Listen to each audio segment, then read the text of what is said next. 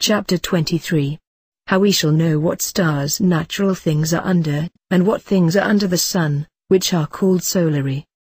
Now it is very hard to know what star, or sign everything is under, yet it is known through the imitation of the rays, or motion, or figure of the superiors. Also some of them are known by their colors and odors, also some by the effects of their operations, answering to some stars. So then solary things, or things under the power of the sun are, amongst elements, the lucid flame, in the humours, the purer blood, and spirit of life, amongst tastes,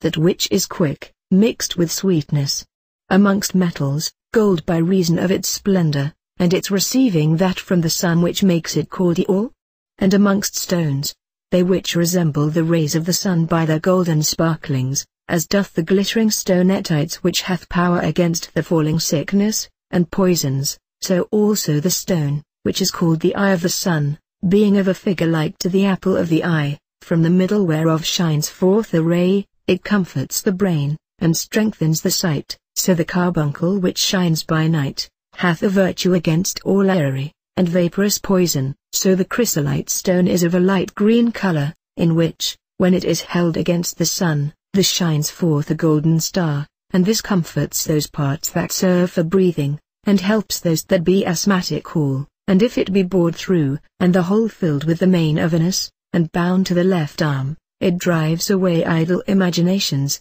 and melancholy fears, and puts away foolishness, so the stone called iris, which is like crystalline color, being often found with 6 corners, when under some roof part of it is held against the rays of the sun, and the other part is held in the shadow, it gathers the rays of the sun into itself, which, whilst it sends them forth, by way of reflection, makes a rainbow, appear on the opposite wall. Also the stone heliotropion, heliotrope, green like the jasper, or emerald, beset with red specks, that is bloodstone, makes a man constant, renowned, and famous, also it conduceth to long life, and the virtue of it indeed is most wonderful upon the beams of the sun, which it is said to turn into blood, that is, to appear of the color of blood, as if the sun were eclipsed, viz. When it is joined to the juice of a herb, of the same name, and be put into a vessel of water, there is also another virtue of it more wonderful, and that is upon the eyes of men, whose sight it doth so dim, and dazzle,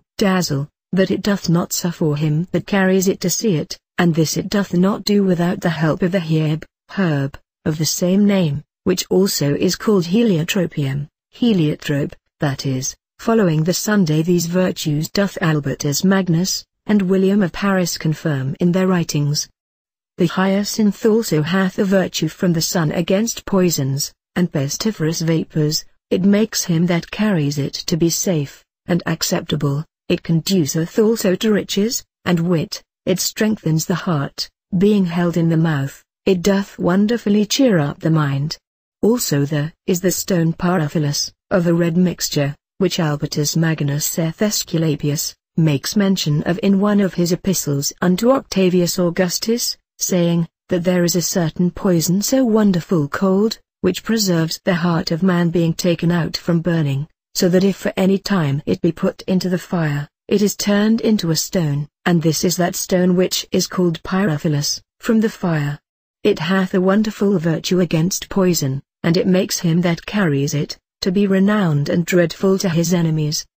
But above all, that stone is most solary, which Apollonius is reported to have found, and which is called pantora, which draws other stones to it, as the lodestone doth iron, most powerful against all poisons. It is called by some pantherus, because it is spotted like the beast called the panther. It is therefore also called pantocras, because it contains all colors. Aaron calls it evanthum. There are also other solary stones, as the topazius, chrysoprasus, the rubine, and pelagius. So also is erupmentum, and things of a golden color, and very lucid. Amongst plants also and trees, those are solary, which turn towards the sun, as the marigold, and those which fold in their leaves when the sun is near upon setting, but when it riseth unfold their leaves by little and little. The low tree also is solary, as is manifest by the figure of the fruit and leaves. So also peony, celandine, balm, ginger, gentian, dittany, and vervain, which is of use in prophesying, prophesying, and expiations, as also driving away evil spirits. The bay tree also is consecrated to Phoebus, so is the cedar, the palm tree, the ash, the ivy, and vine, and whatsoever repel poisons, and lightnings, and those things which never fear the extremities of the winter. Solary also are mint, mastic, zdoari, saffron, balsam,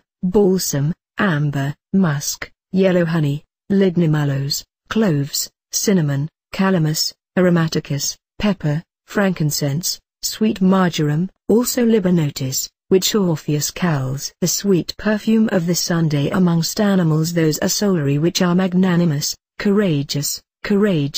ambitious of victory, and renown, as the lion, king of beasts, the crocodile, the spotted wolf, the ram, the boar, the bull, king of the herd, which was by the Egyptians at Heliopolis dedicated to the sun, which they called Verites, and an ox was consecrated to Apis in Memphis, and in Hermonthus a bull by the name of Parthis. The wolf also was consecrated to Apollo, and Latona. Also the beast called baboon is solary, which 12 times in a day, viz.